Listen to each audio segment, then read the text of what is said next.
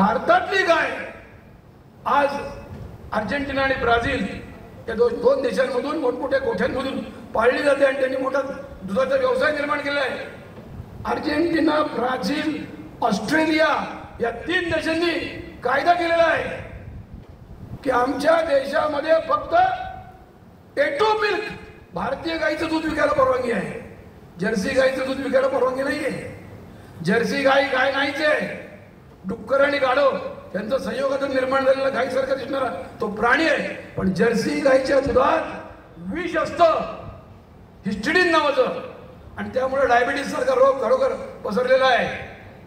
आणि डायबिटीस पेक्षा भयंकर गंभीर गोष्ट आहे, नपुंसकता निर्माण झालेली आहे. आज पुणे शहरामध्ये टेस्ट ट्यूब बेबीचे कारखाने निघाले आणि तिथं वेटिंग लिस्टमध्ये लोक उभी असतात. ही काय गोष्ट आहे की ज्या ठिकाणी सहजगत्या लोक असे शब्द वापरायचे, अष्टपुत्र सौभाग्यवती भव, आणि आमच्या आजोबाचं रेशन कार्ड बघितलं तर प्रत्येकाचं आजोबाचं रेशन कार्ड 15-20 लोकांचं आहे. आणि असं असताना आज एवढी गंभीर परिस्थिती निर्माण झाली त्या जर्सी गायमुळे निर्माण झालेली आहे.